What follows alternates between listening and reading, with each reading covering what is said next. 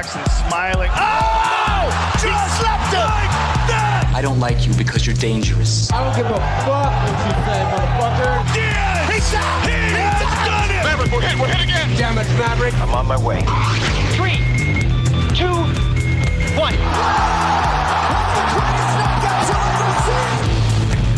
Woo! Splashboard! You can be my wingman anytime. This is the Believe in MMA Mavericks podcast. Yo, what's up? We are live, YouTube, Facebook, Twitter, all brought to you by the Believe Network and BetOnline.ag. Yeah, there's fights to bet on. Finally, I know for BetOnline.ag, we've been advertising spelling bees, esports. I actually tuned into the esports. It was pretty cool to see. But the fights are back. That's what we're here for. And I don't know where my co-hosts are. The great in quotations, great Mike Straka and the MMA analyst / handicapper, Mad Lab Radio. They're my good friends. They're experts in the field of mixed martial arts and entertainment, but they just couldn't make this broadcast. We will see at some point if they join us. We will see. We have a lot to talk about. There's drama outside of the cage. There's drama inside the cage. There's drama in the MMA media circle. And before I introduce this guest, I want to tell you guys who we got on the show. We have on the UFC middleweight, former national college champion at Alabama, Eryk, your boy, Anders will be joining us in a couple minutes.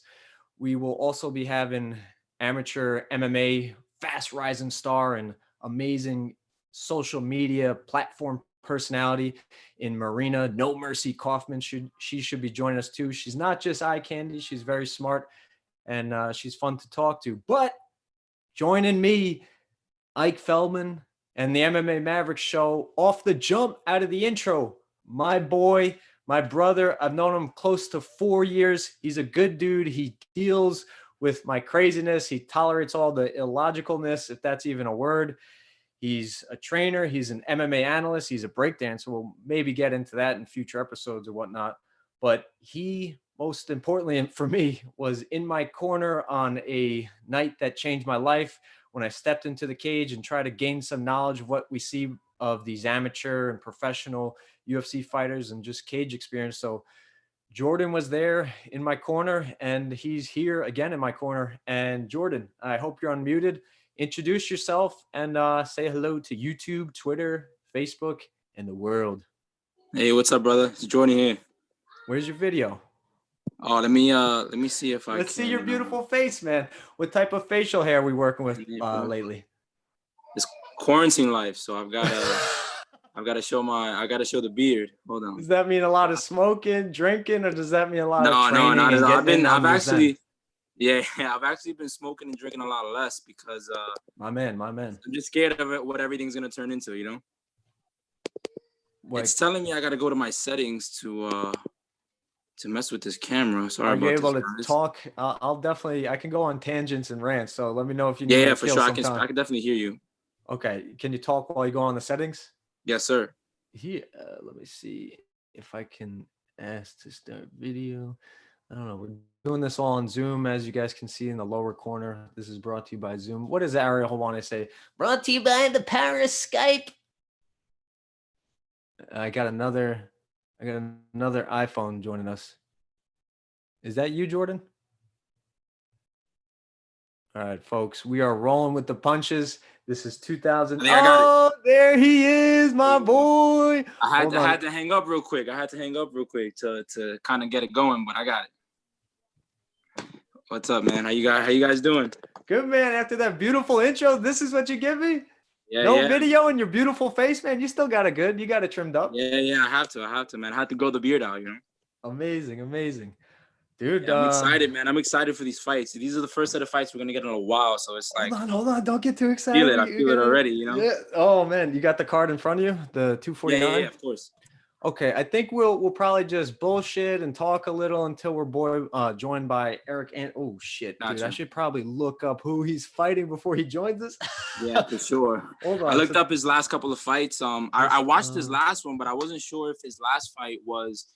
I know he won by split decision, but I wasn't sure if that was his like first win after the small losing streak he had, or if it was his second one. I had to double check, but it was his second one. That fight was close, man. It was a good fight. I don't care what he does before or after that fight where he kicked the guy in the head. Yeah. Oh, he's facing vicious, man. I know the fighter. His name's a little. Excuse me. He fought David Branch at UFC 211.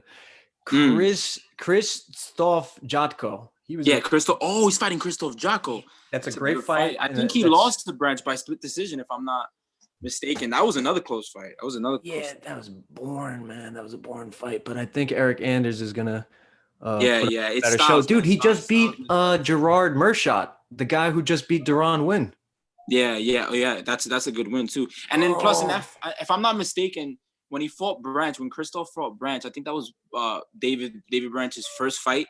From WSOF. So I think 100%. Krzysztof made a looked at him. Oh, this guy's a double champ, and kind of. I feel like if he would push the pace a little bit, put his foot on the gas a little bit more in that fight, he would have won hands down. But I'm not in his head, so I don't know. Dude, but this is what I like, trying to get in their heads. Like, what the hell are these fighters? Dude, I swear, I'm not going to get holy on you, but I swear, I've gotten in better shape from the start of the quarantine to the end of the quarantine. Like, I've lost about 7 pounds. I was 170, now I'm 163, bro. I'm within fighting weight. I think you might maybe remember this. I was trying to do a smoker or some boxing event. I can make the 152.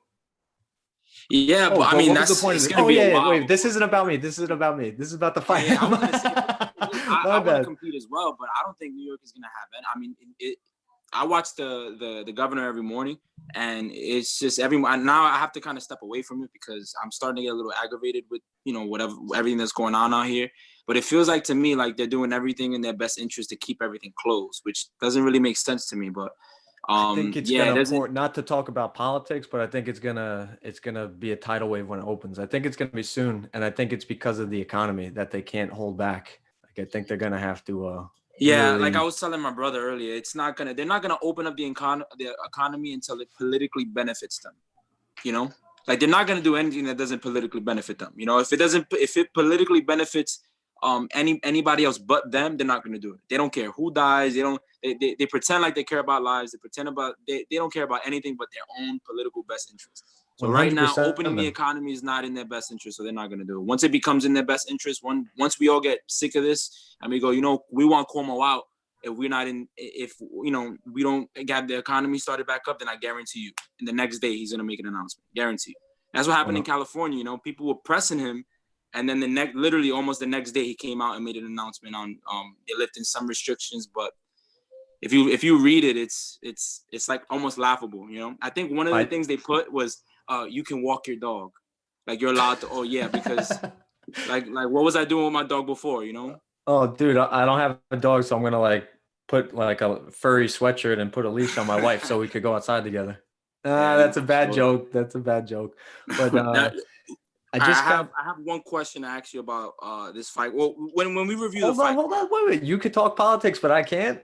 You sound like my father. Go ahead. No, I was just gonna say some insight, bro. I got an email from the UFC gym about they wanna open, and they said they're opening very soon. So I'm guessing June 1st. Okay. I'm guessing. Nice. I mean, usually these businesses. I mean, I don't know if these businesses have any insight or anything like that. Any actual insight? I don't know. Hopefully, I mean, listen. I'm hoping that's the case. I'm hoping that's what it is. I want to get in there. I want to get in the gym as soon as possible, But and I was even telling people earlier, how's your training been going? It's been fine. I mean, I've been staying active for sure. I run every week. I make sure I do everything to keep me where I was before. I mean, it's almost impossible because of the way I was training. I was training for a fight, and my fight ended up getting canceled. But I was doing strength and conditioning like 3 times a week. I was doing jiu-jitsu 3 times a week, wrestling 4 times. Like my schedule was through the roof. So it's impossible for me to maintain that without being able to be in the gym every day. But I've been running, I've been sprinting, I've been doing a lot of pull-ups, a lot of push-ups. Are we north of 150?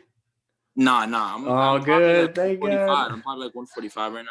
Okay, not 144. bad. I don't really gain weight. It really, like, I have to go out of my way to gain weight. You know what I mean? Like I can't gain weight not trying to gain weight. Like, you know how people could gain weight without even trying? I can't. It doesn't happen with me. I have to force myself to eat every 2 hours. Like, I have to even if I'm a fat slob, it won't happen. A good metabolism is definitely a blessing, brother. Yeah, I'll get soft. Like, you could tell, like, when I'm eating shit, my body gets soft. I'm not as lean, but I don't get fat, if that makes any sense. And my weight doesn't go up. My body just kind of gets softer, you know? Okay. I'm gonna call you soft body signs. Yeah, man. It sucks. I have to fight at flyweight. I have to. I was gonna fight at 35, but those guys are huge, and my frame is just too. It's big enough that 125 sucks, but it's too small. You really see that kid that got into what is it? Cage Fury Fighting Championships, Daniel Rodriguez. I think he's from upstate New York. He fought Flaco Rodriguez at ACC. Exactly what you're talking about. Yeah, and I think they're co-workers now. I think they work together now. Jeez, I'm not mistaken. I could be wrong. World. I shouldn't be saying. Like I understand what you're saying. That dude's like 5'11". He's going to 135. Yeah, and he's exactly. He's 135. That's Brandon Davis. You remember Brandon Davis, the guy who fought Zabit? Yes, he's 35 now. Yeah. He's 135 now, dude. That dude's like 6 feet. Yeah, dude. Jose Aldo making 135 was nuts too. Yeah, him and Brandon's not a guy I would personally like see him at. Like, I don't see him at 35 for long, because I watched his embedded a little bit, and he said he was running like a ridiculous amount of miles. I don't remember how many miles he was running, so I don't want to give just spread fake gossip. But he was running an amount where it's like any basic strength and conditioning coach is gonna tell you, yo, dude, you're killing your testosterone. You're killing yourself. You know what I'm saying? So there comes a point of diminishing return. Like, sure, you're gonna be at 35, but dude, I'd rather fight somebody huge and be fully hydrated than fight somebody my size and be malnourished. Like, I've competed dehydrated, and I was just like, dude, like, never again am I doing this again. It's the worst. Your cardio sucks. You're not mentally there. You know what I mean? Like, you're not focused on the task. And the most important thing when you're competing is, what is the task? What's the task? You know, it's not the emotions. It's not even the weight cut. It's just the task. But if one round goes down and you're like, dude, I have nothing left in me, you're focused on surviving. You're not focused on winning. And I think that cut's gonna hurt Brandon. You know, I thought he was not a small featherweight. So when he announced he was going to 35, I was like, how? You know, fucking. Did you hear Barbosa's trying to drop to 45? How is he gonna do that? He's fighting. I think next week. Dan Ige, Ali Abdelaziz. Yeah. Dan Ige's not a 55, so. He was thick, man. He was. But I mean, like Aldo made 35, bro. So I'm not losing confidence in anybody anymore. I mean, I guess that's like Kevin Lee at 55, bro. When they weigh in, they got nothing in them. Kevin Lee's interesting to me, man. Like, you know, he's weird. It's like right when I think that he's gonna, like, he's there, it seems like he gets in his own way. You understand what I mean? Like he feels like he has this self-sabotaging kind of thing, repetitive pattern with him. You know, he'll beat somebody. Sounds really like some of the co-hosts on the show. I mean, no comment. It's my first show. I'll tell you about some stories. Yeah, smart man. Yeah, I mean, it's just like he, you know, with the Charles Oliveira fight, you know, it felt like I don't know if you watched that fight, but he did not look like he was winning. I think I'm like the only one, man, the co-host to remain unnamed. He didn't care about that fight. I even gave him that was a great fight. I was excited for that fight. Dude, I was scrambling in my seat watching that. Dude, the scrambles was just like, you know, but if you rewatch it, because I watched it again, I thought it was a great fight. And Charles Oliveira, put a pin in that. I want to go back to him because he's a dark horse. I want to talk a little bit about pen and paper. I have one. I'll note it down. Charles Oliveira. Write it down. But dude, he extends his UFC all-time submission record and bonus. Yeah, doesn't he have all those bonuses? Him, Cowboy, Gaethje, they're definitely in the Mount Rushmore bonuses. Yeah, for sure. But dude, that fight was great. And if you watch that fight with him and Kevin, I feel like Kevin was just one step behind the entire fight. He just was playing catch up the whole fight. And then, you know, if you notice, he had kind of told he told some journalist, I forgot, he said that he just abandoned the game plan and he told his coaches, hey, I'm just gonna go in and go for it. What that tells me is, you know, the only time I've ever done that, if I've ever said fuck it, I'm gonna just put my foot to the pedal and just go, is when I know that I'm losing and I'm probably not gonna win. You know, like I mean, I don't know. I can't speak. Have you ever won in those scenarios where it's like you said, survival mode, and it gets to that point that you say, fuck it, like all caution. Not to say it's impossible. I'm sure plenty of people have. It's never worked for me. The only time a situation like that has worked for me, where I've come back from a bad situation, is when I do the opposite. Is when I tell myself, like, I've got to make a technical adjustment. You know, I've only done that when I've made technical adjustments. It's not like I've just, you know, like fucking drunk a Red Bull, went in there and just, you know, hit balls to the, you know what I mean? Like, that's never worked out for me. You know, if anything, it's worked against me. I feel like when I've made those tactical adjustments, and I just feel like Kevin just didn't have that adjustment that could have been made in that fight. You know, it just wasn't going to go well for him, you know, if it continues. So, I mean, it's just my personal opinion. Like, who gives a shit about my opinion? But it's just what I saw, you know. I do, brother. Give yourself some credit, man. I've talked to a lot of MMA journalists and pundits. You're very intricate and cerebral, and you choose your words nicely. And that's why appreciate that. You're like a great friend to me, man, like a brother, because we balance each other. I'm that chaos, sometimes I logical, gotta bring you back to maybe earth. the McGregor, but I gotta bring you back to earth. Like, what? That's Jordan, no. But sometimes you also have to put the also you sometimes it's good to talk to you because you remind me, like, fuck the textbook sometimes, you know, fuck rankings, just fuck it, let's just have some fun. Yeah, you know, like, that's me. Sometimes you need a Conor versus Mayweather, you know what I mean? Like, you just need a fuck it, whatever. Sure, this isn't textbook, but who cares about the textbook right now, you know? 100%, man. I think we're gonna get a lot of emotions. The original point I was making about, like, just how we feeling during this quarantine, I think we have some of the most mental beast savages on this card. There's no Conor, there's no Khabib, there's no Diaz, there's no Cormier, John Jones, no Brock Lesnar. But everybody asks me, should I watch? I go, these are savages. The fights are gonna be crazy. I think the UFC dropped the ball by not making it free on ESPN. Because, dude, you would have got 100 million views. You would have got 100 million views if they did it on ESPN for free. I know the prelims are, but now we got to pay $50, $60, $70 to watch it. Yeah, but where's that? The thing is they're already taking a huge loss in the gate. You know, they're losing a lot of revenue by not letting fans in. Damn, that's a good point. You know? That's a good point. Like, so where's the revenue going to come from? You know, maybe it's just like ESPN at that Plus. point, they're going to operate at a loss. And at this point, they've already kind of been operating at a loss because they've had to run and pay people and have no fights, you know, and they're already giving up gates. That's why, like, to me, it doesn't make sense for Conor to fight unless there's fans, because he could pull almost a $20 million gate. Yeah. They're not going to give up a $20 million gate for this coronavirus, you know? Oh, so it's like stocking the names? Exactly. It's there has to be pay-per-view, because where they're going to get their money, you know? And then ESPN doesn't have enough time to get the right, you know, commercials in place to make up for that money, you know? And it's really in ESPN's best interest, because if I'm not mistaken, the way I understand the ESPN and UFC deal is the ESPN pays the UFC regardless of what their numbers do. If I'm not mistaken, they just have to give them a certain amount of like they just have to give them a certain amount of fights for 5 years. Yeah. So the UFC, in their mind, they're like, dude, we just have to put on the fights. But ESPN is the one that has to make the profit off the fights.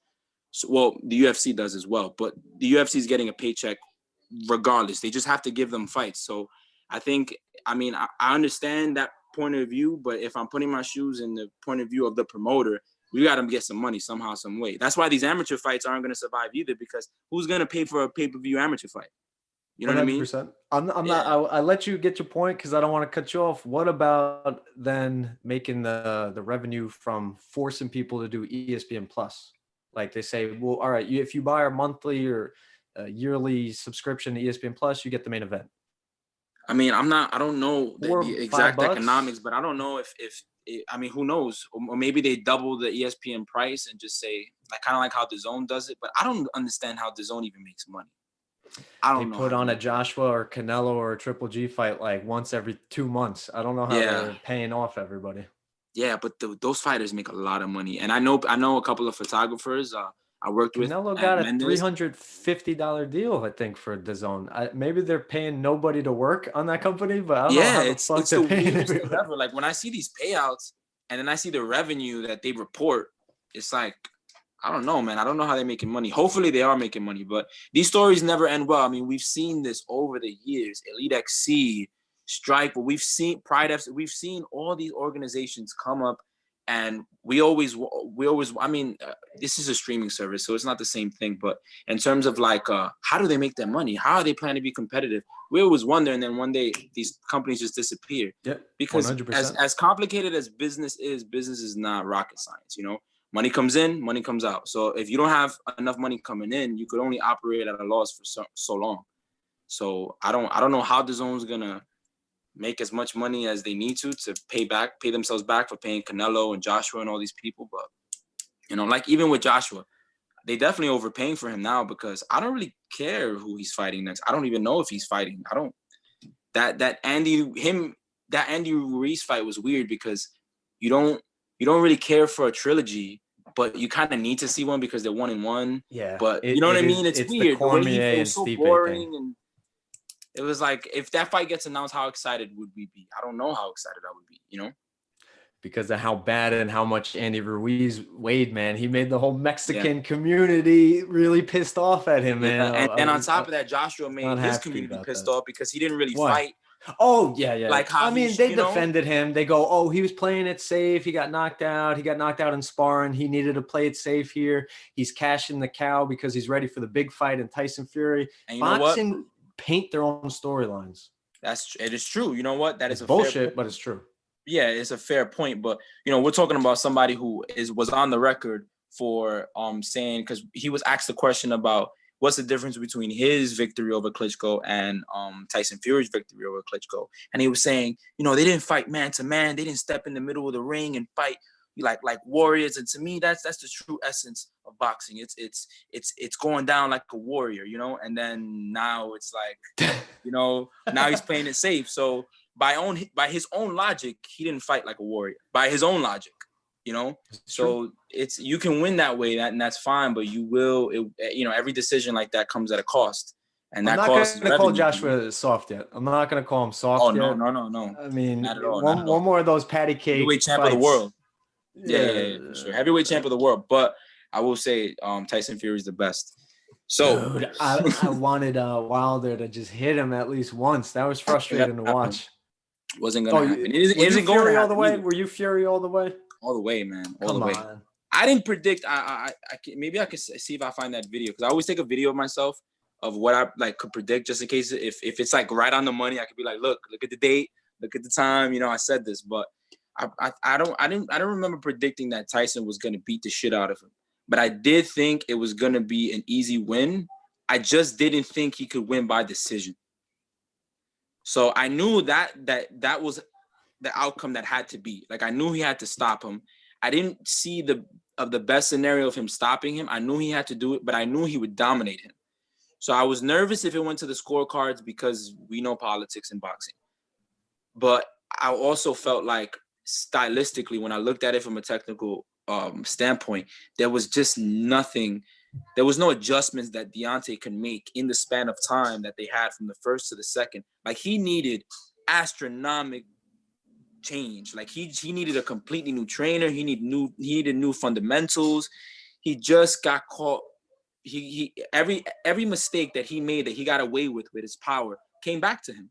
His footwork, his fundamentals, his not being able to cut people off. He's got a good jab, but he doesn't have the best head movement.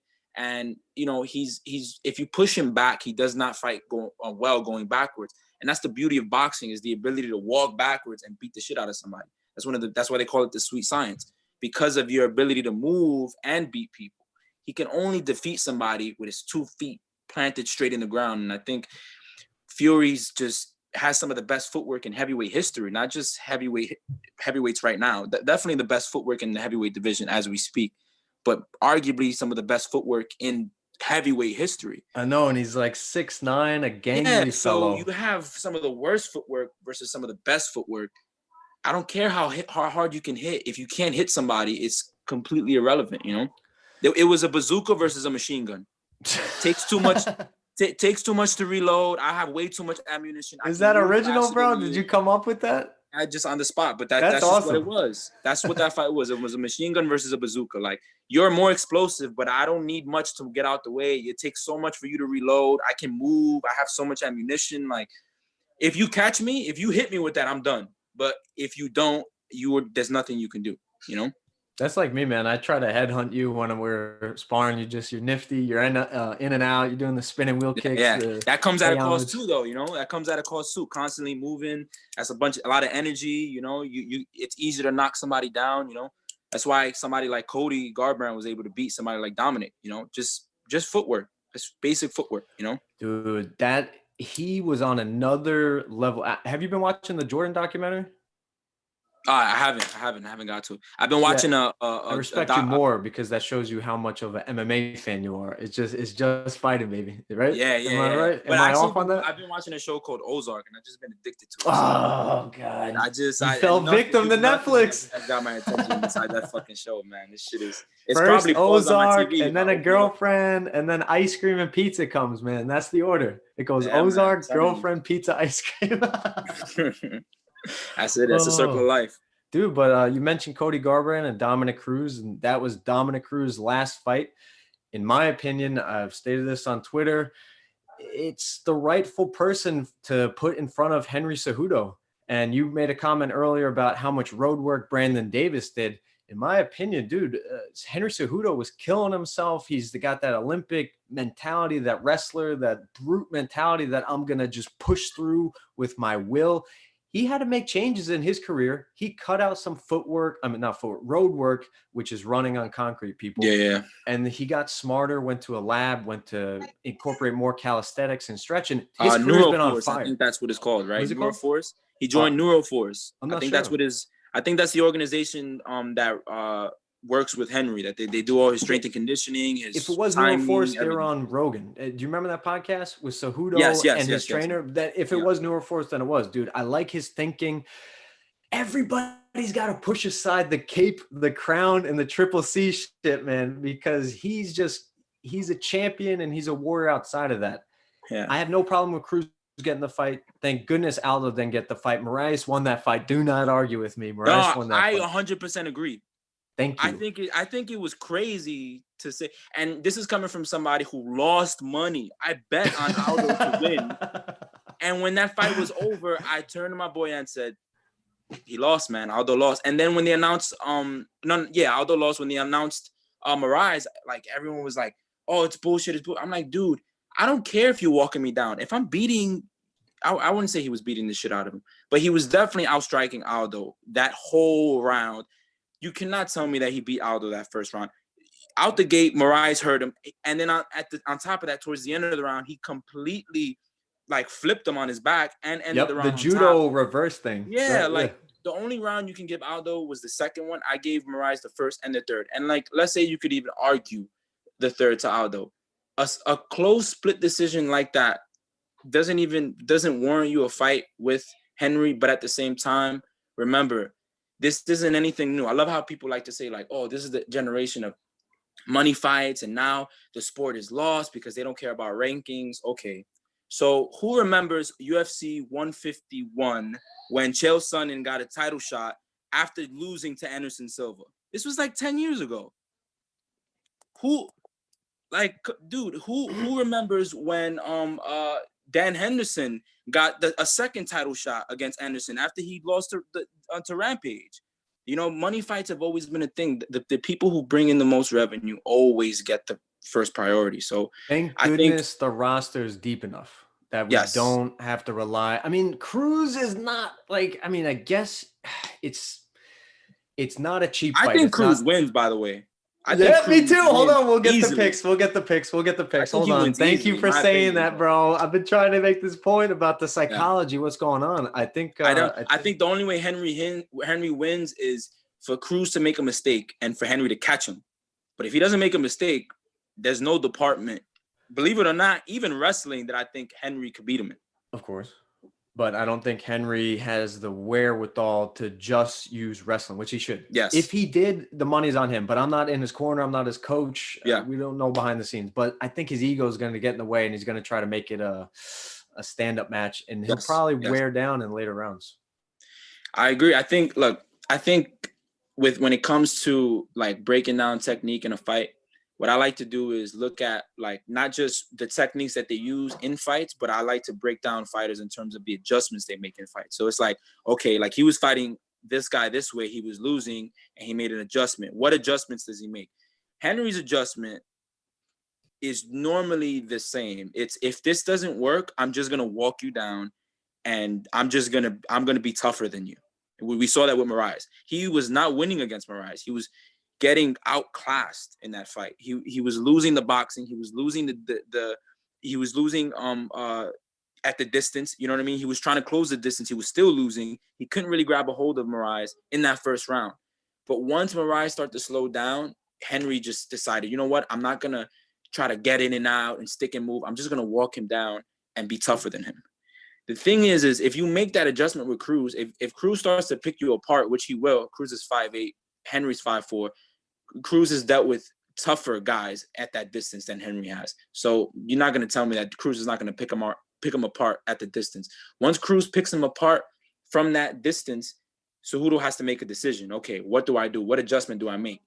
And if he falls to nothing but walking him down, it's just going to make the fight easier for Cruz. Because Cruz is, when Henry starts to walk you down, he disregards proper footwork. He doesn't care. He just walks you down. He'll throw a right hand. He'll clinch you, knee you. He just fights dirty, right?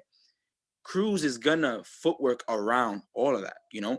Cruz is gonna set him up, make him think he's closer than he actually is, cut an angle, you know, turn this way, and then when Henry throws a right, switch up the other way. Like if he makes that adjustment and then he starts to walk him down, it's not gonna end well for Henry. So I think my question is, what adjustment can Henry make in that fight that is going to be detrimental to Cruz?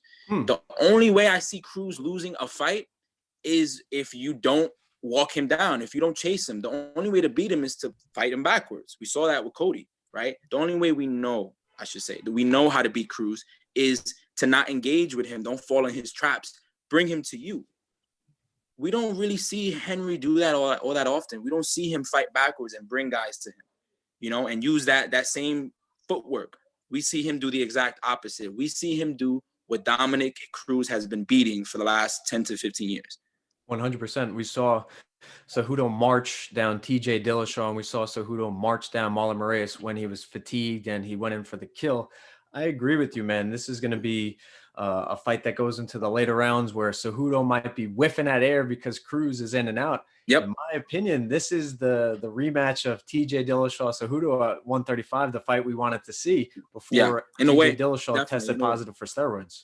I do think people like to compare TJ and Dominic a lot, but if you really break down their styles, they're almost completely different. You know, the only similarities. In what way? They wrestle, they throw these goofy combinations. Not goofy, like different looking. I think that in terms of what they use their footwork purpose for is a lot different. You know, I think TJ is more focused on what he wants to do, and Cruz is more focused on the adjustments he makes based on what you're doing with him.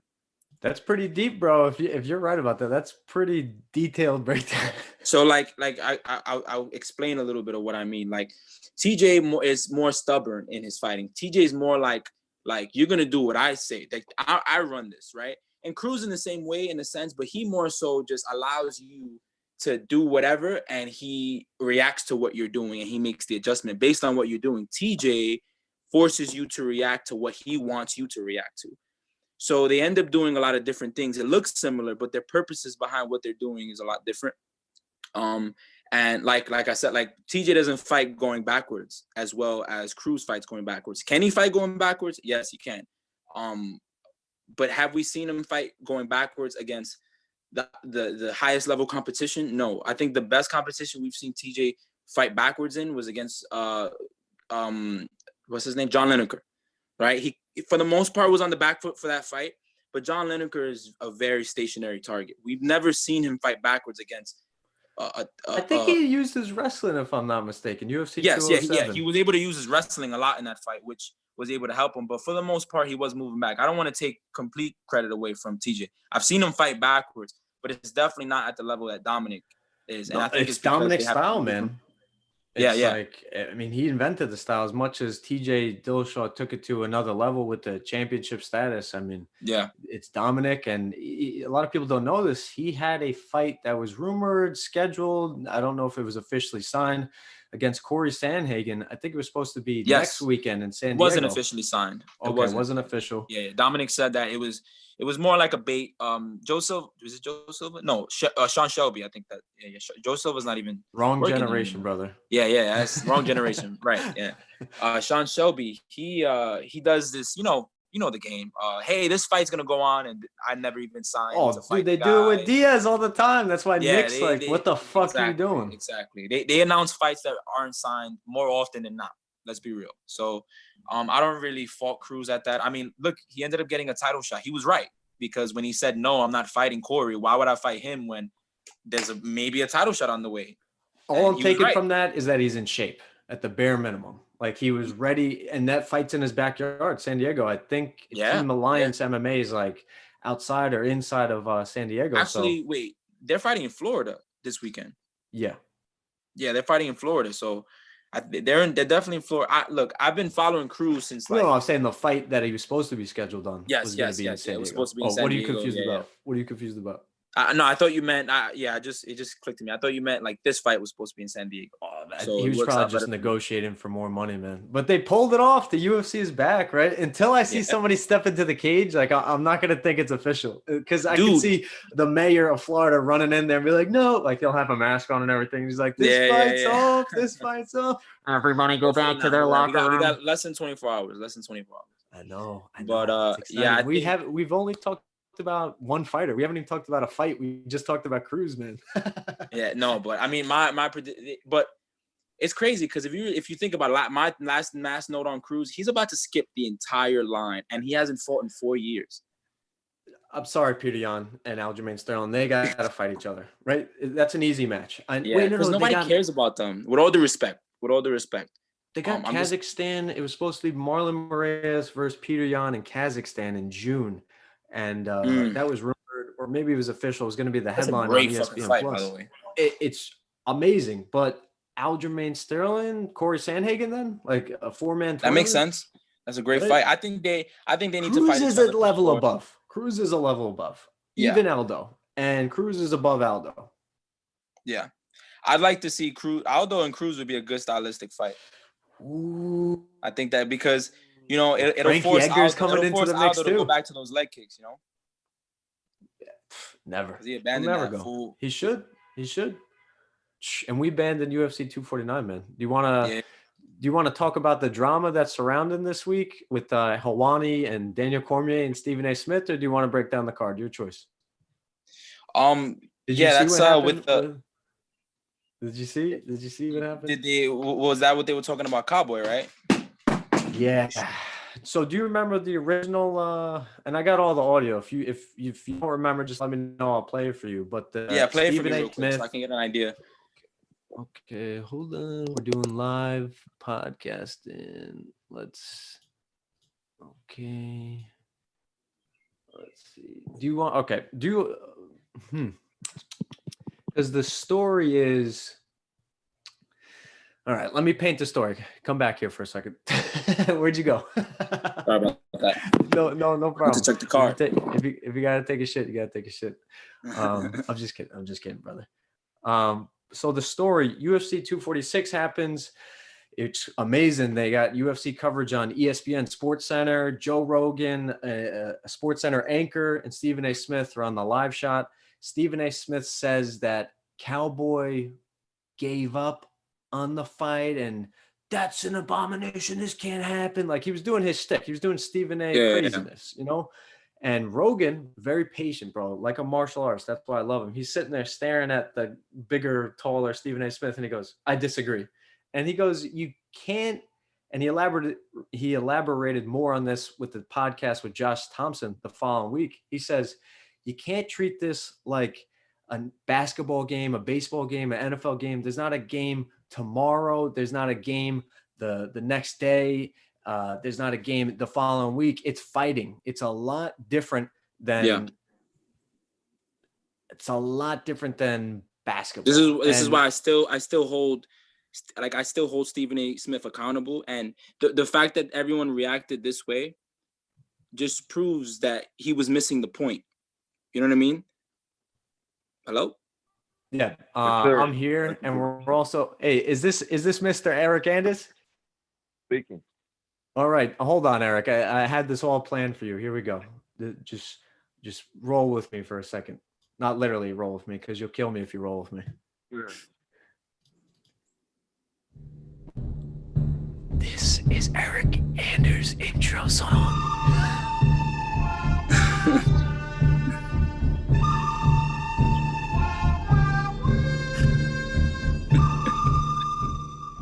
Okay, there goes our copyrights, because we'll get taken down from YouTube, as the great Joe Rogan says.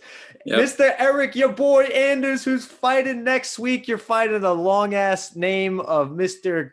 Krzysztof Jotko. I remember when he was introduced to the UFC at UFC 211. It was boring. He's fighting a guy who's not boring in Eryk Anders. He did like one of the craziest head kick knockouts. Eryk, I don't know if you play soccer, but you should.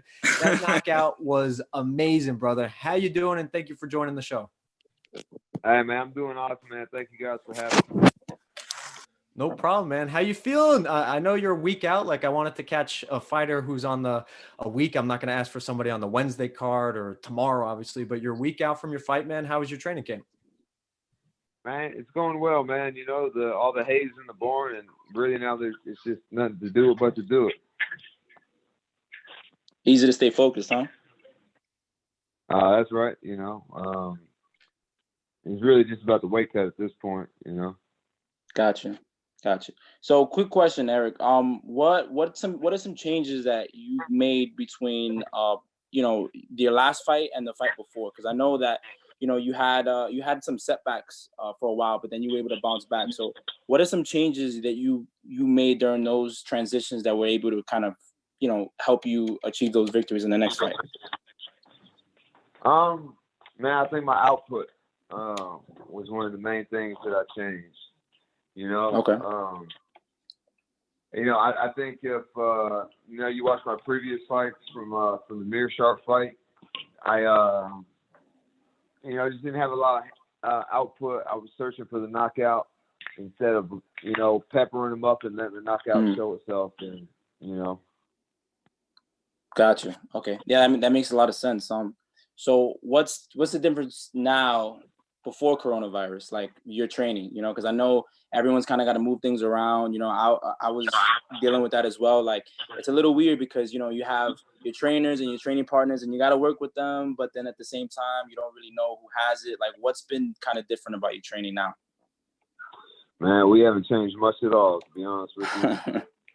Man, we've been training, working, getting ready for a fight. We ain't got time to be concerned about coronavirus. Yeah. I mean, the craziest thing to watch out for is the refrigerator, man. Have you done a good job avoiding it? Yeah, man. My weight's good. My weight's down, and I try to make my life as easy as possible, and it just requires a little discipline to stay out of the fridge, especially late night, and I don't enjoy cutting weight, but it's something I gotta do. So it's part of the game. Who's the cook in the family? Is it you or your wife? And for those that don't know, Eryk Anders' wife is beautiful, but do not talk to her because her husband will rip your head off. Yeah, she's definitely the one who cooks at the house. Just because I can't cook. And they want to eat good food. So if they want good food, it ain't gonna be me cooking it. Not to give up any game plan or anything like that, but how do you feel like Krzysztof matches up against you? Like, how do you feel the matchup goes? I think the matchup favors me much more than him. I bring the pressure. He doesn't seem to like pressure too much. All his fights go to decision. I try as hard as I can to not let fights go to the decision. So I think it'll be an interesting fight. I'm interested to see what he does. I know he wrestles a lot in past fights. So we'll see if that's his game plan. And again, we're being joined by former national college Crimson Tide champion. Obviously, that's Alabama. If you don't know, shout outs to the Roll Tide, as they say, and a savage middleweight who will go up to light heavyweight on a moment's notice and fight Thiago Santos in Brazil. Dude, one of the most savage fights. I might have been drinking a little while I was watching. Dude, I almost fell out of my chair. I was screaming from the other room. My wife's in the other room. Dude, that was a savage fight. Your wizard, when you guys kept just rolling around the cage, dude, the transitions, you're a beast, man. My hat's off to you. I respect you a ton, man. Where does this come from? Is this just like in your nature? Is it part of your family? Do you love to compete? Like, where does this freaking the warrior mentality come from? Yeah, I'm the fifth out of 6 kids, so So am I. Shout outs to number 5 out of 6. So am I, Eryk. Let's go. Yeah, you got it was sink or swim. Not really sink or swim, but man, it's just a lot of competition, man. We're all pretty close in age, so everybody played sports. We beat each other up growing up. I think that, and just by nature, this is just who I am. Yeah.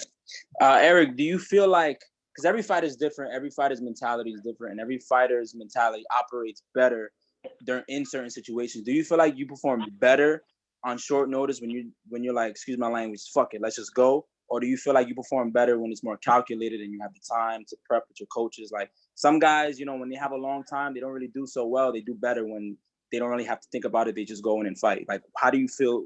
Do you feel you do better one way or the other? I don't think so. I've knocked guys out on short notice. I've taken L's on short notice. I've, knocked guys out with a full camp.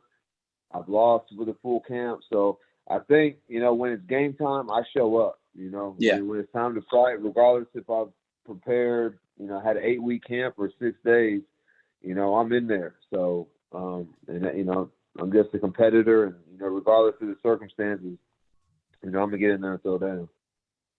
Respect that for sure.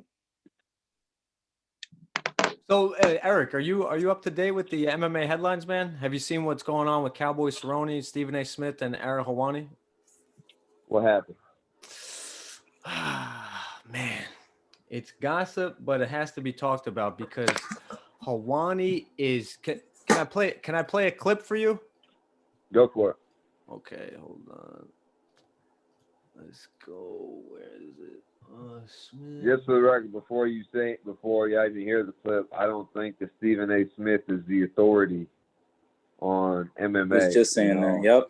I know. I remember what he said about Cowboy, that he quit this, that, and the third, but he doesn't know what he's talking about. Yeah, that's what I was just telling my co-host. I was getting at that. I was saying, like, I think he's missing the point. I don't think we're necessarily saying, like, the context of what he was saying was wrong. Because, sure, maybe Cowboy just didn't show up. Maybe he decided, you know what, I need to get the fuck out of here. But you don't go up there and dramatize it. You don't make a mockery of it. And it's not your place to say the things that you were saying, And it's more to me, it was more so of a respect thing. It's like, this isn't basketball. This isn't football where you could just make a quick comment and then, all these players, they could just come back the next day and prove you wrong. These fighters, they go through fucking hell.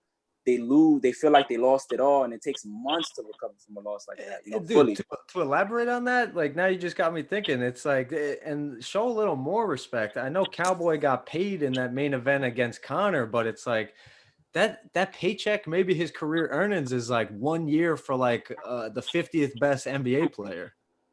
Yeah, exactly. Well, man, the thing is like, man, we're playing with 4-ounce gloves on. There's no halftime. There's no, timeouts.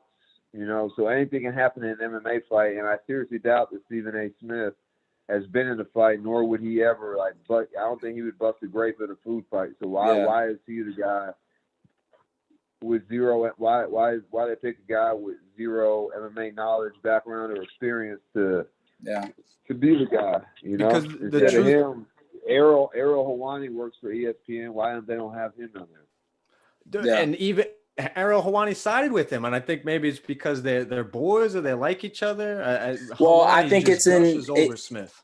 I mean, with all due respect to Ariel, I mean, I think he borderline pushes the button with what he can speak on as well. I think Ariel's a respected reporter in this sport, but he's just that, a reporter. I think sometimes he talks about fighters' mentality and stuff like that, and it's just like, you know, you've never been in the cage. You know, me, like, from my perspective, I feel like Ariel, it's. I don't know. I can't really go too into it because, you know, the politics of this game, but I just feel like guys like Ariel, guys like Stephen A., they kind of need a little bit more respect for the sport. You know, they watch plenty of sports, so they're accustomed to this, you know? At least Ariel, like, knows fighters, talks to fighters, interviews fighters. Yeah. Like, he knows, he may not have never done it, but he knows what he's talking about. Yeah. He's probably, I don't know if he's ever been punched in the face or been choked out or armbarred or, you know, whatever, kicked in the body. But he's been around it enough, talked to enough fighters, you know, got their opinion on stuff. And, you know, so I think that he's a way better option than Stephen A. Smith. Yeah, that's for sure. That's for sure. I just do feel like sometimes when I'm watching his show, he can say things that I can understand why fighters would be upset with him, you know, just because the way it comes off. Maybe it wasn't your intention to say that, but it can come off a certain way, you know, and fighters are sensitive. Yeah. They have to be, you know. Absolutely. You guys want to hear the clip finally? Can I play this thing? Yeah, for sure. All right, this is Stephen A. Smith following UFC 246, January 18th. All right, and we'll go through the story. Here we go.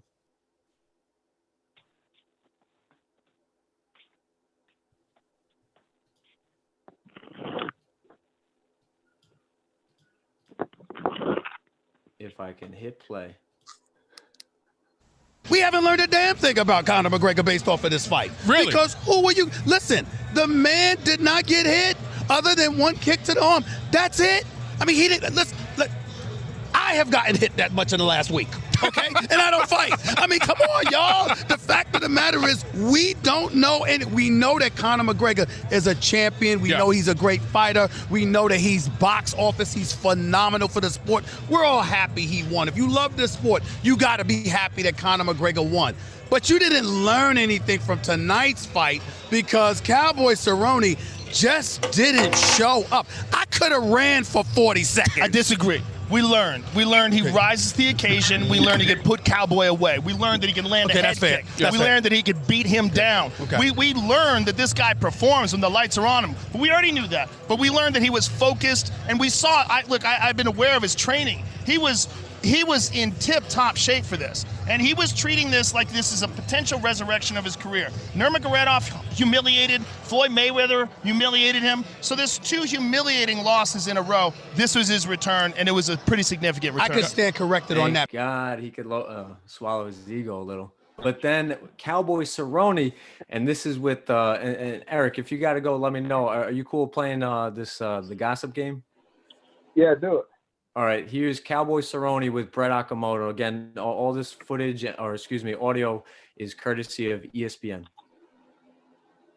It's hard to prepare for something like that and then make it 40 seconds, bro. That's tough. That's a kick to the dick. You know what I mean? Yeah.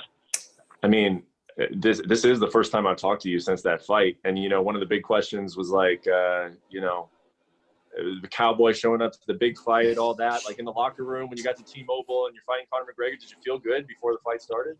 No. I didn't. Donald showed up. Cowboy wasn't there. Wrong guy showed up. Couldn't get going. Couldn't get excited. Couldn't get fired up. Didn't want to be there. Biggest fight, all the attention, my time to shine. I didn't want to be there. It was crazy, man. And I don't know why. I don't know how. I don't know how to change that. But it sucks, man. Sometimes I show up there, I'm ready. I'm fired up, and I'm ready to go. Sometimes I get there, and I'm like, man, I don't even want to be here. So, don't know. All right. I mean, he's just saying he wasn't there mentally. But to say that he gave up or he folded, I think's Very unfair of. Just to point out one. Go ahead. Oh, sorry about that. Just to point out one thing.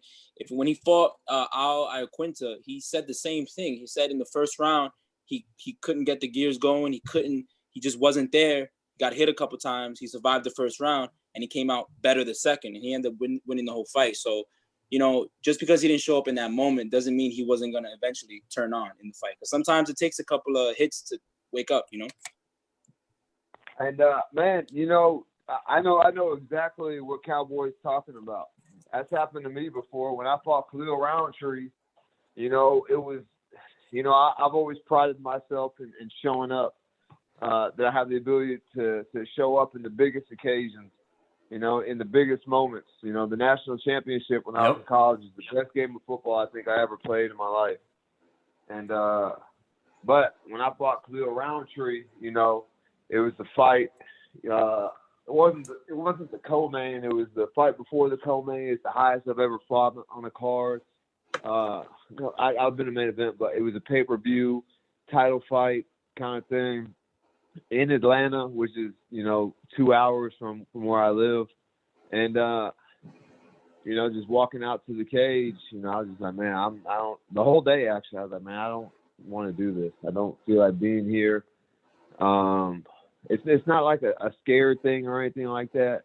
Exactly. But luckily I just got a chin, so he wasn't able to finish me. When I fought Tim Williams, I felt like that. I was like, man, I ain't even trying to do this shit right now. And then, but same thing like the Al Iaquinta fight. I got beat up the first round, and then ended up knocking him out in the third. So, man, things like that just happen, man. For whatever. But you reason. didn't quit, right? And Cowboy didn't quit, right? And nobody gave up. No, that's what I'm saying. Like, but shit goes bad. If you're not like 100%, even when you are 100%, even if Conor McGregor was just landed a straight left and knocked him out, man, I mean, what can you do about that? Yeah. That's like saying we never. His orbital.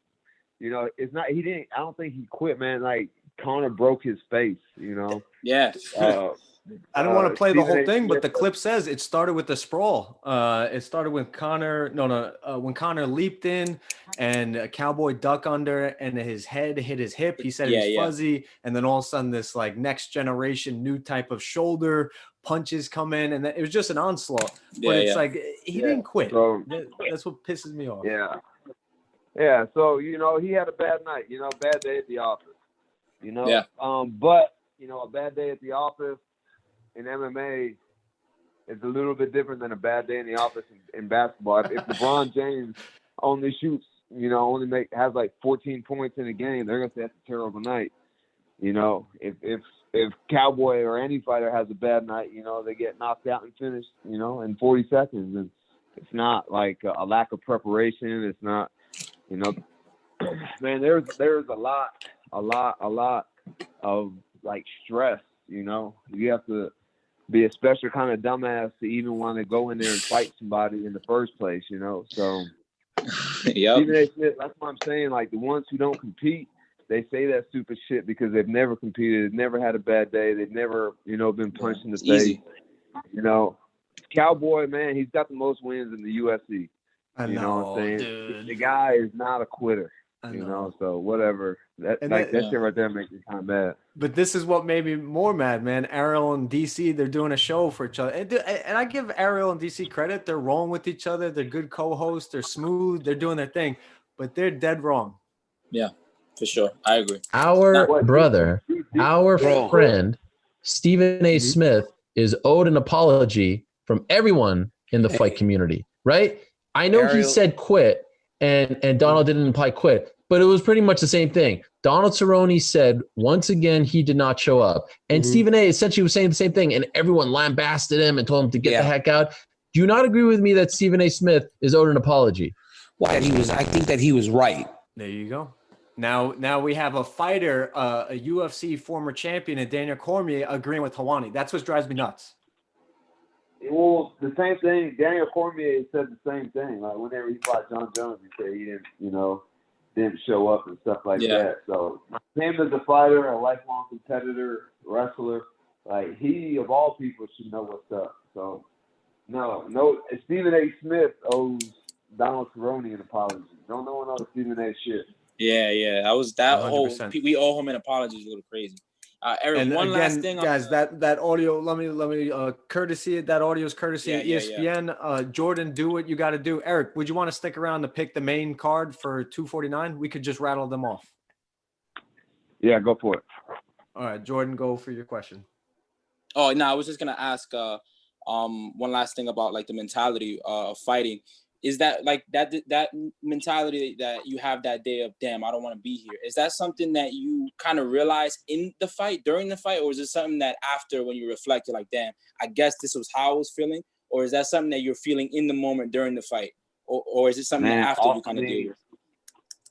All day. I know for me personally, all day. Even my wife told me, you know, after the fight, she was like, man, I knew that you weren't acting like yourself. You were like moody, snapping at people, and so yeah, man. I don't know. Maybe I woke up on the wrong side of the bed, didn't get enough sleep. I don't know what the answer is. I'm with Donald on that one. Like, sometimes it's just like, man, fuck. Like, I'm finna go fight.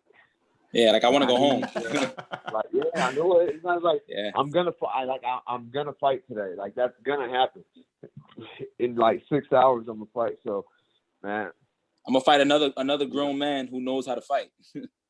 Yeah, and like that night for me was a combination of my worst night and probably Khalil's best night.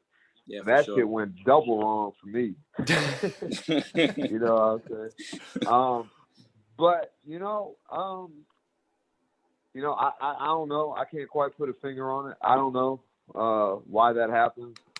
I put a lot of time, effort, and sacrifice into this, and it sucks when you shit the bed like that.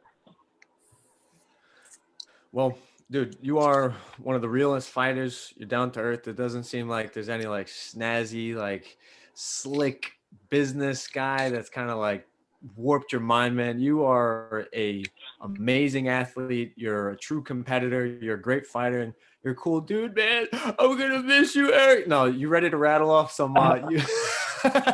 You guys want to do so? I'll just say the fight. Just give a pick, and you can throw on a sentence if you want. Vincent Luque, Nico Price. Man, I think Luque got the first one, but I think Nico Price is just, I don't know, man. There's just They something fought about already? What do you him. mean he's got the first one? Nico Price or Vicente Luque TKO'd Nico Price before. This is Oh, the second really? time they fought. I didn't know that. Not doing your job, man. You're not doing your job. Oh shit! Supposed to know this stuff. Maybe he didn't TKO him. Maybe they went to a decision. Oh, I know. no. I got it. Luque won the Submission. first one. He got him by a Dar stroke. Ooh. Oh, okay, yeah, he did finish him, but Oh, shit. man, Nico, he's just so scrappy, dude. Like the way he knocked out Randy Brown, the way he knocked out James Vick, like the guy is so the fight that he was in with Jeff Neal, man, he's just so unpredictable and he's so scrappy and he's always scratching and clawing. I love that about Nico Price. I'm going with Nico Price in the As long as he's in the fight, he's gonna fight. Man, he don't care, dog. And that's the thing about this card. There's a lot of people who just don't give a fuck and would just go out there and scrap, throw technique, throw all that stuff out the window, and just rely on their heart. And that's what the main event's gonna be. 100%, man. We're not there yet, but I'm gonna go real quick. I'll make it easy. Luque, just because he's tougher than the opponents that Price fought. That's it. What do you got, Jordan? Who are you going with? I'm gonna go with Nico just because I want to be the odd one out. Plus, I feel like Nico's been. I picked Nico. He picked Price too. Oh, really? Oh, I didn't know that. Sorry about that, Eryk. So yeah, two of us. I'm gonna pick Nico as well, just because I feel like just like Eryk said, he's super scrappy. He's a lot better. Don't be fooled by those highlights, bro. This is supposed to be one sentence. Come on. Well, yeah, point blank, Nico's supposed to win in my eyes just because he's a lot more scrappy and he's coming for blood. All right, he wants that win back. Let's speed it up. Uriah Hall, Jacare Souza. What do you got, Eryk? Uriah Hall's too fast for Jacare. Woo! I like it. I'm going with Hall too. I'm gonna go with Jacare by. You're not going with the Queens boy? Oh, is this because you're from Brooklyn? But this is the thing, man. You know, we've seen Uriah Hall fight like super grapple heavy guys like Shoeface.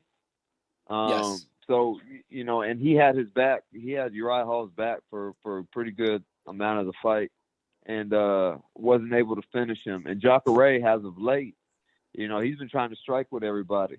You know, True. he couldn't take down Yan, but the Polish guy.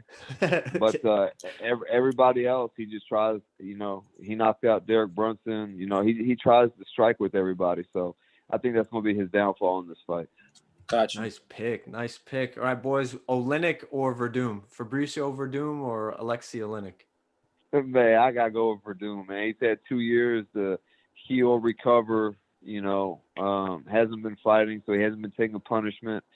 My dog Walt Harris almost took Oleinik's life, you know, so yep. His chin is just gone. And not that I think that, you know, Verdum is like a world-class striker or nothing like that, but his jiu-jitsu, his grappling is definitely better, and you know, his striking is better too. I think Verdum finishes him. Shit, I didn't even think about the grappling aspect. Yeah. Like I'm gonna go with Verdum as well. I think the things that Oleinik gets away with, he won't be able to get away with Verdum. I think he kind of he gets a lot of victories with the ground game, you know, taking guys down. He won't be able to do that with Verdum. So I think he's left with the stand up, and Verdum is just on a way different level on the feet. So I'm gonna go with Verdum as well. Verdum's not gonna get caught with that Ezekiel choke or whatever he gets everybody with. It's a wrap. Not at all. He might not even ever get to that position. Oh, good point. Good point. All right, I'm swayed. I think it'd be stupid if I went with Oleinik. I'm going Verdum. All right, boys. Cerrone versus Pettis. I'm going with Cerrone, dog. I think Me too. Cerrone, I don't give a damn what side of the bed he wakes up. He feels like showing up. I think he's going to will himself to win. He needs this dub. And I know Pettis beat him the first time, but I think that, you know, we'll see the new and improved Cerrone. Maybe not new and improved, but. Yeah, makes sense. I'm going to go with Pettis just because just based off this two things. One, I've been I have both of them on social media, and I'm not a big social media guy, but obviously right now it's one of the only things we can do. On Pettis' social media is looking like for the last couple of months he's, you know, been training, been in the gym, and Cerrone has admitted to lately he hasn't been training like he wants to. He just kind of turned it up when they gave him the call a few weeks ago. So I just think Pettis is sharper. He's in better shape. He's mentally better, in a better place because he's already beat Cerrone. I think that confidence for him is going to favor him. So I'm going to go with Pettis. Damn, I was going to go Cowboy right before you spoke. Yeah, so he just, it seems to me like he's in better shape and he's mentally got an edge on him. So I'm just going to, and we already know Cerrone's not the best mentally. So I'm going to go with Pettis. Dude, I'm going to go with Cerrone because of what Eryk said. And I'm going to go an even crazier prediction. I think he hangs it up after he wins. Oof. You think so? Yeah, I mean, he got paid. He's done everything in the sport. He's been getting paid. This dude has like 18 performance bonuses. Yeah. He has like 20 fights in a year. He's got money. Yeah, he's straight on bread, I hope. All right. I'll find you on Twitter if he does retire. Not that I want him to retire, but... Yeah, you know, everybody, you know, no one knows when that day comes for them, I don't think.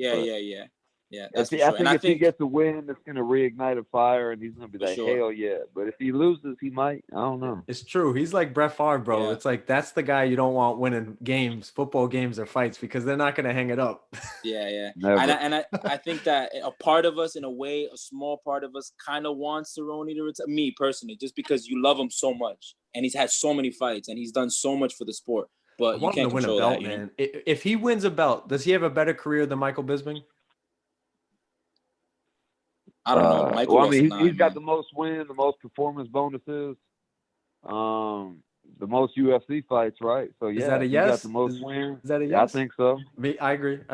You know, I mean, come on, Michael lost his vision. I mean, like Michael went blind for the sport. Well, man, that's the thing, man. Yeah, I think Michael Bisping might be my favorite fighter of all time. After I found that out that he fought his last 4 years of his career without an eye, I'm like, dog. Yeah, that's just savage, man. Savage. And I told him that, I'm so grateful I had the opportunity to tell him that. 'Cause I was just, dog, You didn't have an eye. You're still out there. You want a fucking belt with one eye. How do you do One that? eye, dude. Knocking One eye. motherfuckers out with one eye. And you knocked out Luke. If you only have one eye, like that fucks up your depth perception. He can't see out of that whole side of his face. But I'm like, what's the next fight? I'll go all day about my business. It's Hardy versus a guy that doesn't have a Wikipedia. Jorgen D. Castro. I'm just going Hardy. The UFC keeps feeding them tin cans.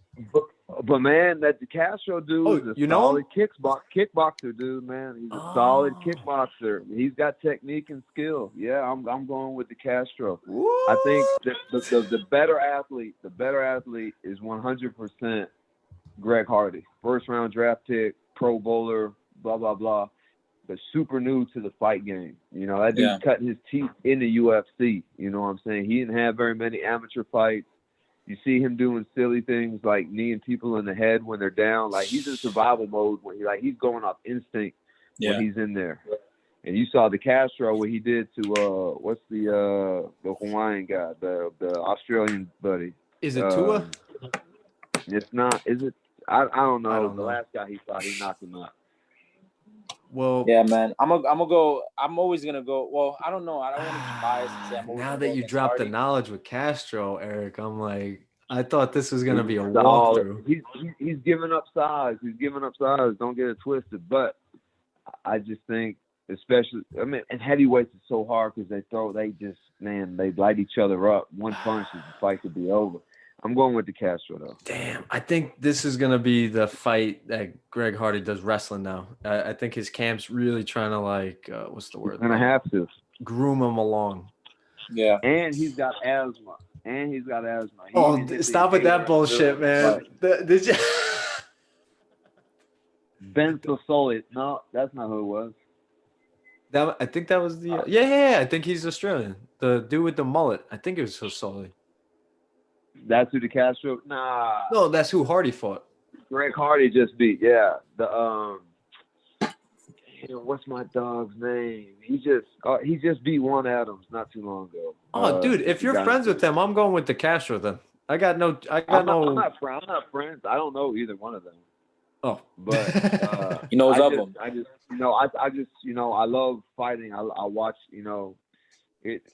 The Castro was on that Contender series, and they talk about him a lot on their background and whatnot. And, I'm going with the Castro. All right. So final pick. What do you got, Jordan? I'm gonna go with the Castro.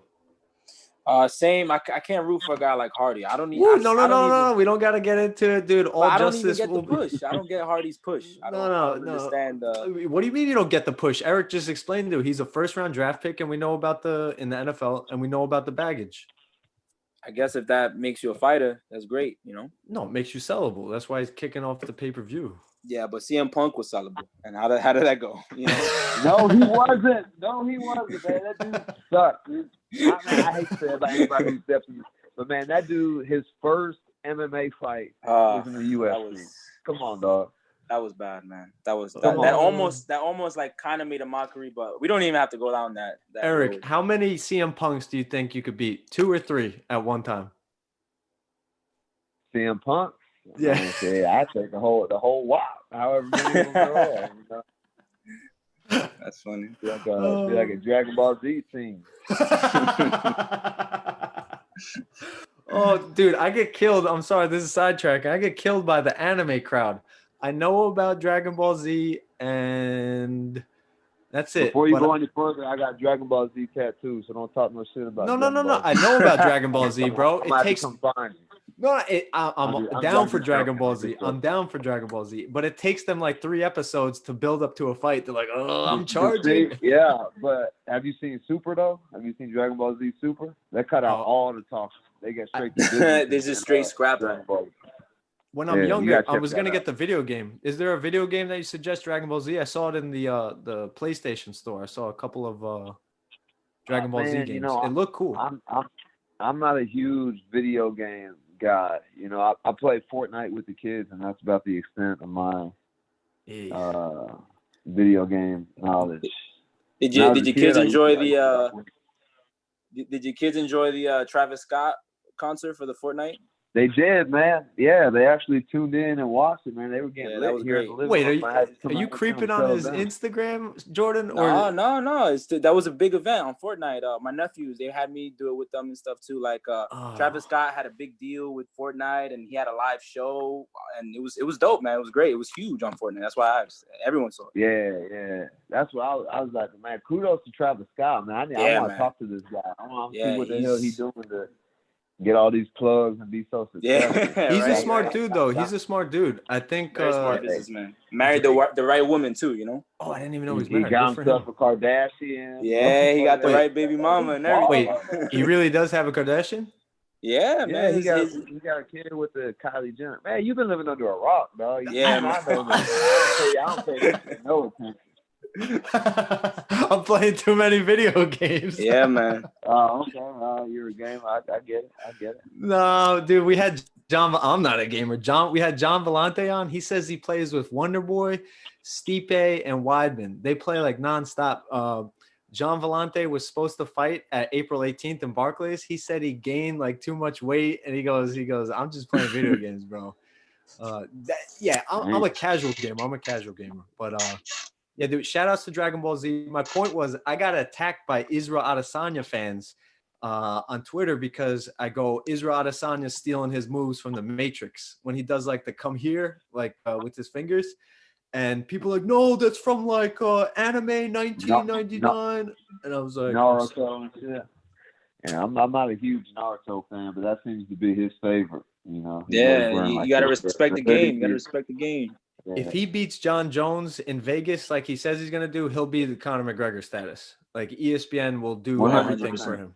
Like anybody who beats John Jones is gonna their career is going through to the moon. 100%.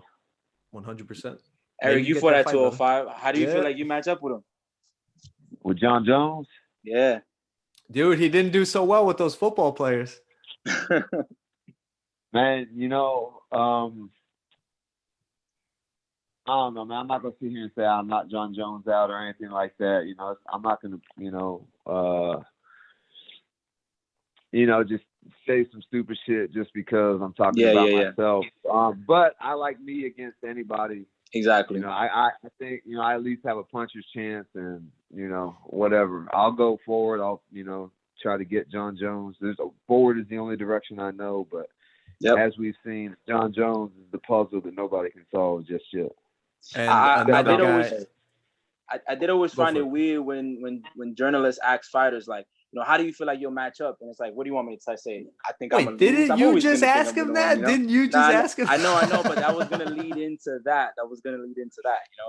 Like that. I do that. Those are one of the questions that I always find it weird that they ask them now. Like, what are you gonna think they're gonna say? No, I think I'm gonna lose. Like every fighter is gonna think they're gonna beat anybody in the world. You have to have that mentality. Dude, this whole game. The thing is, and this is how I feel. I truly believe the power of the tongue.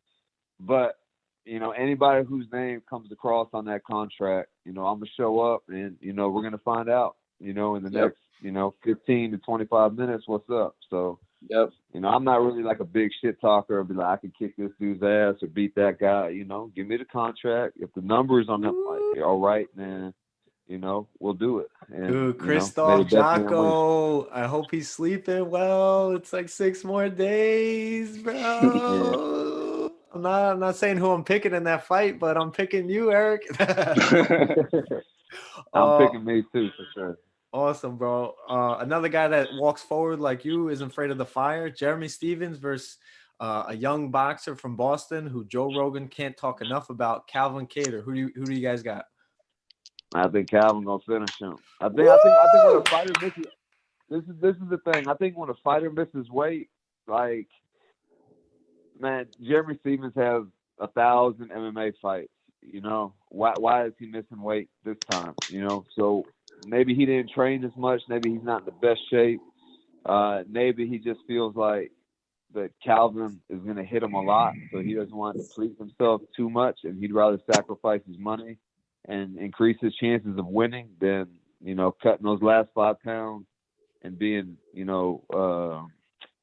what do you call it, a little bit more depleted. So I think he tried to save himself for the fight. But man, when Calvin Carter fought Shane Burgos, I think that he's the dark horse in that 45 division.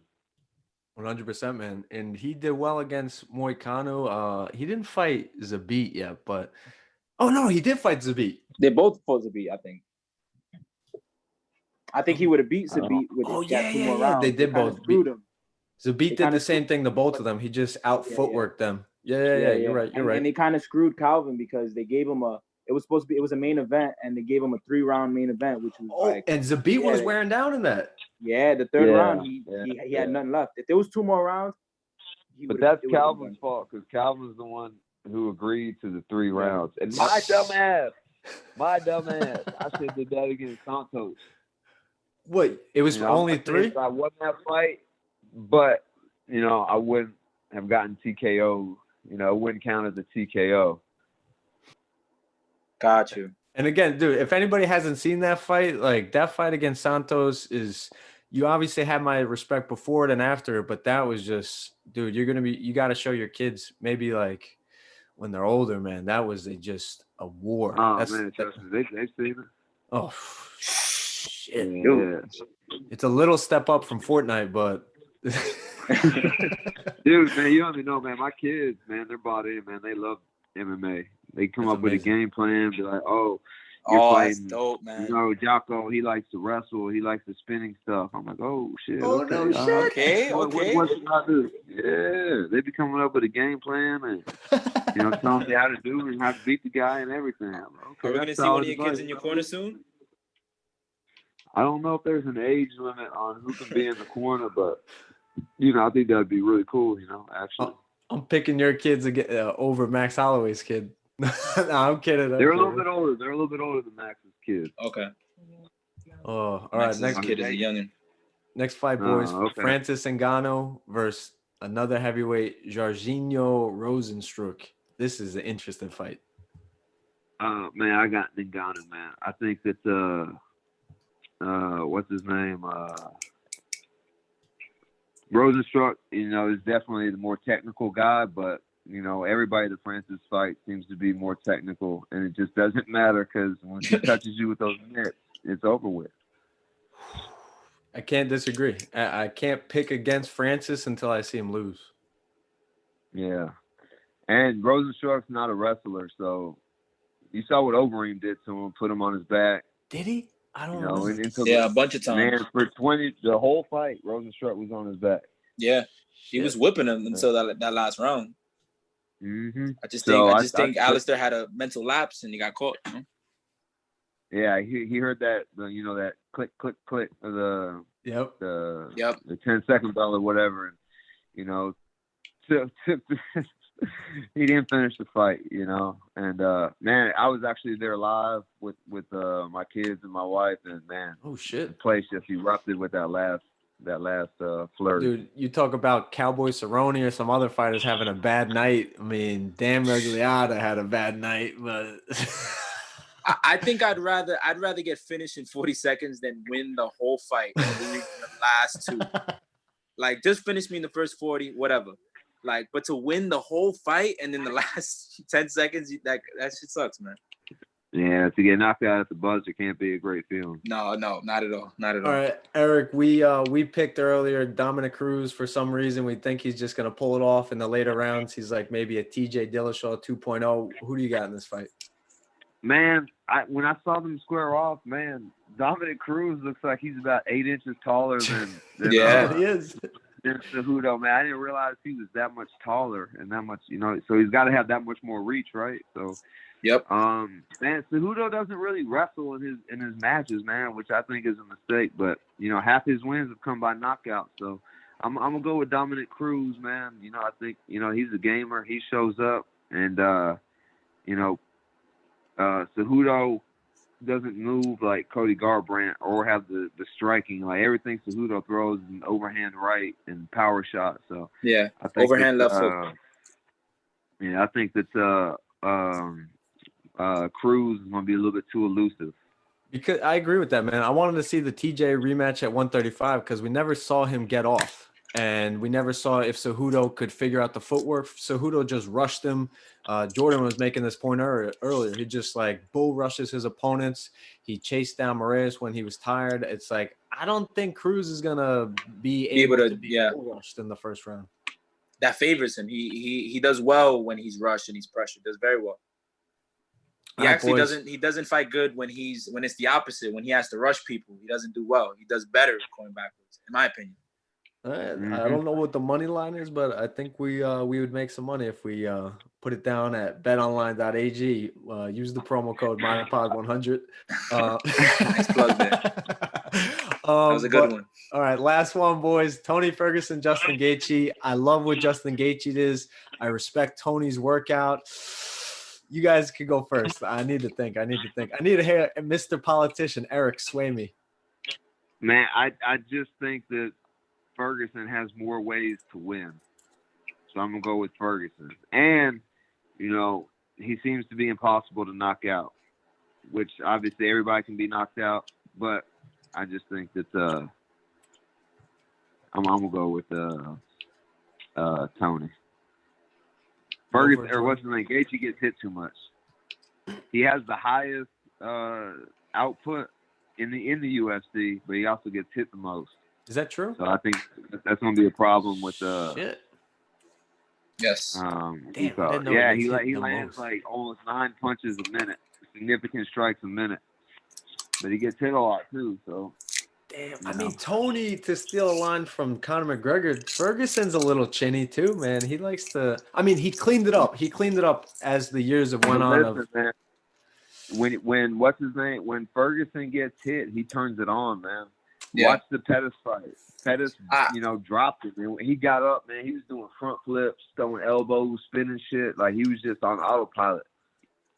Can he take Gaethje's best punch, though? Who knows? We'll find out tomorrow. Yeah. Well, that's the point of guessing, man. We're just guessing.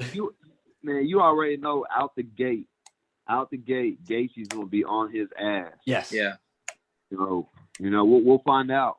What's up. I think I'm gonna also go with Ferguson. I think like we only can judge these fights based on their past fights, and if you look at their past fights, we've never seen a man break Justin Gaethje mentally, but we've seen him break physically. Yeah, like we've seen Alvarez finish him, we've seen Dustin finish him. He has a finishing point.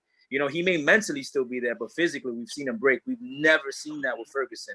Like you can hurt him, but you can't physically break him. We haven't seen that. We've seen that from Justin, and we've also seen Tony physically break a lot of motherfuckers. So I'm gonna go with Tony on this one. All right, I'm going Tony 2 by submission. That's interesting. I think so. I think that's how he's gonna win as well. Maybe Darce choke. Just mix it up because I think Gaethje's ready for a war, and then Tony should just outsmart him by grappling. So easy money for Ferguson. Yeah, easier said than done. True. I don't think it's easy money, but I think yeah. Remember, Justin's a national champ, if I'm not mistaken. All-American. Oh. Yeah, he's an All-American. Yeah. But Chris Weidman's All-American, so it doesn't like Chris Weidman's a nasty wrestler, and he didn't win a national title, but like he takes down everybody in MMA, even Yoel Romero. So yeah, I don't believe in the whole national. You could win a national title and not land a double leg. Wait. Are you talking about a football title or a wrestling title? Wrestling. Because we're talking about somebody who has a football title. Oh, I thought I was talking about Justin's wrestling. No, I meant I fucked that up. I meant to say we got a guy who won a national college football title. No, I was talking about Justin's wrestling. I'm pretty sure. I don't know if he was a national champ in wrestling, but I'm sure he was an All-American in wrestling. He's an All-American, yeah. So, Yeah. Eryk, last thing, thank you again for the time, man, and good luck with your fight next week. Is Joe Burrow, is he the real deal? You've been in the locker room with the best college athletes we've seen in this generation. Do you think Burrow can turn it around in Cincinnati? Man, I don't know about turning around in Cincinnati, but he's a phenomenal talent. He reminds me a lot of Matt Stafford with just like his precision with the pass and the touch that he has. So I think that he's going to be an awesome quarterback. It might be one of those situations where he lives out his rookie contract and then goes somewhere to a more complete team. All right, cool. That was a straight answer. No hot take in there. All right, boys. This has been fun. Eryk, thank you, brother. Hey, my pleasure. Take it Thanks. easy. Thanks a lot, Eryk. You guys have a good one. All right, Jordan. Any final closing thoughts, man? Nah, that was Hell a of an great episode, conversation. man. Yeah, that was great. He is usually he's usually a freaking closed guarded guy. Yeah. But that's why I figured we'd open up with like, just, I feel like when I'm watching interviews, everyone asks the same questions, and they're all pretty similar, even if it's not exactly the same. It's pretty like, it's just the same question, just written in a different way or said in a different way. So I feel like, we were able to kind of get him to, open up a little bit, which is good, 100%, man. I had a good time talking to him. He was super, super cool, man. It's because you're cool persona, man. I'm telling you, he doesn't open up like that. You guys, it was a good conversation. So it was great. I'm exhausted. I gotta edit this thing. Yeah, man. I think we picked enough fights. We didn't show respect. This is my bad to Carla Esparza and Michelle Waterson. I skipped over it. Well, let's do that right now, man. Before we go, that's a fucking. How did we not mention that fight, dude? Because I didn't mention it. That's my fault. It's my fault too, though, because I have the card in front of me and I didn't say anything. That's oof. I don't know, man. I don't because I would say Michelle's a little more technical, but Carla just has that dog in her. I don't know, man. I'm gonna go with Michelle. I'm just gonna pick one just because I love Michelle. I just love Michelle so much. Like how could you not love her? Well, she's always marketable. no matter what. The UFC's thinking like you think, man. They do love her. She's marketable. Yeah. I mean, if Sparza pulls this off, this is like a renaissance in her career because she's been there, done that. I think she was the first champion in that. Yeah, division. she won the Ultimate Fighter. Yeah. Okay. And I just think it's she more lost to Waterson's Joanna, time. actually. She's not too far removed from the belt. She lost it to Joanna. Joanna lost it to Rose, and then Rose lost it to. Yeah. It's a long line. Yeah. I mean, when it was like the 5 defenses, so it's a bit of time in between. Yeah. That was a while ago. But hey, it's a 4-ounce gloves, man. It's a crazy sport. If Michael Bisping could fucking have that career, have one eye, and beat Luke Rockhold in the first round, I'm pretty sure Carla Esparza could win the belt again. I agree. Dominic Cruz might be the bantamweight champion tomorrow. Dominic, if I told you in February, hey, in 2 months, Dominic Cruz is going to be the champion of the world, you'd be like, have you taken your medication? Because I think you might be going crazy. Dude, he might be the champ again. He might have just not fought and just decided, all right, I'm going to fight this weekend. And he's the fucking champ of the world. Carla, don't lose hope, because anything is possible.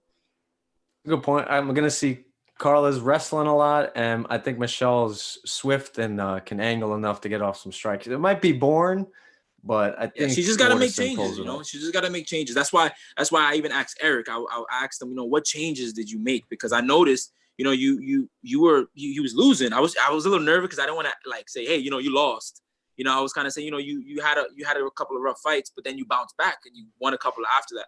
In that transition, what was different, and that's what interests me the most, because in those moments, a fighter has to think, okay, am I gonna fix things, or do I keep the same game plan? Like I have to fix something, I have to change something, Sometimes they change their camp, sometimes they just need to break up with that girl, sometimes they need to go full time. Some fighters are in the UFC and they still have full-time jobs, So sometimes they just need to go full time with it or take a little more serious. Like I love to know what are those changes that fighters make. Sometimes a fighter just doesn't change anything. They just had a couple of fights that didn't go their way. It's just part of the game, Always adjustments, man. It's a lot of it's mental. I think fighting more than any other sport, it's like, I think football comes close, like that Super Bowl day that you got to perform and the whole world's watching you. I think fighting's even more heavily on the mental side. And there's so much that's out of your control because, like Eryk said, he doesn't really know what's better for him because he's knocked guys out on short notice. He's been knocked out on a full camp. I don't know if he's ever been knocked out. I shouldn't have said that, but I don't think he has. He's a tough motherfucker. Yeah, he has one of the strongest chins I've ever Thiago seen. Santos is the one. He TKO'd him, yeah, but he wasn't out. It was like they had to stop it because he was gonna die in there. Yeah. He was gonna die in there. Regardless, like we've seen these things happen, and I don't think it really matters, because you could be feeling good or you could feel so, but your opponent could feel great, and great is better than good, or you could be fighting at altitude, or maybe that night you only got like 3 hours of sleep. There's so many things that can go wrong, and there's so many factors out of your control. Sport in the world. Yeah, man. Dude, it's the craziest sport. And yeah, it's weird. That's why, like even with back to the Stephen A. thing, like for him to say, "Oh, we've learned nothing," that's like saying we learned nothing when Aldo got knocked out by McGregor in 13 seconds. Like, oh, we learned nothing. No, we learned so much. Yeah, there's so much to take out of these situations. One other thing we learned that Cowboy didn't fix that mental issue.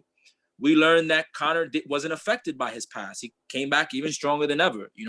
We also learned that Conor's new mentality isn't going to change the way he performs, because everyone was talking about, he needs to talk crap to kind of, he's proven he doesn't need to do any of that. He's still going to come out and rip your motherfucking head off regardless, So we've learned so much. There was so much that Stephen A. did wrong. And I agree. I think it's kind of crazy that DC and Ariel are still defending him.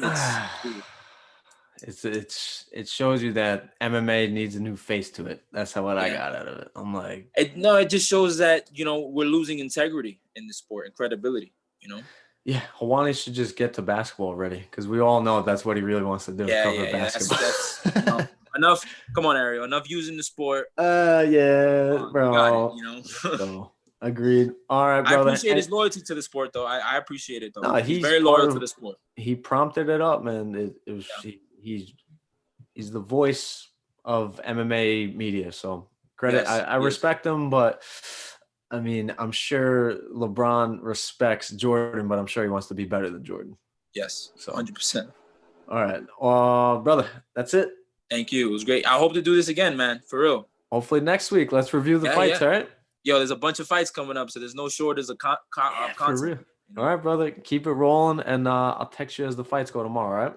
Will do. Thank you. Have a good night, brother.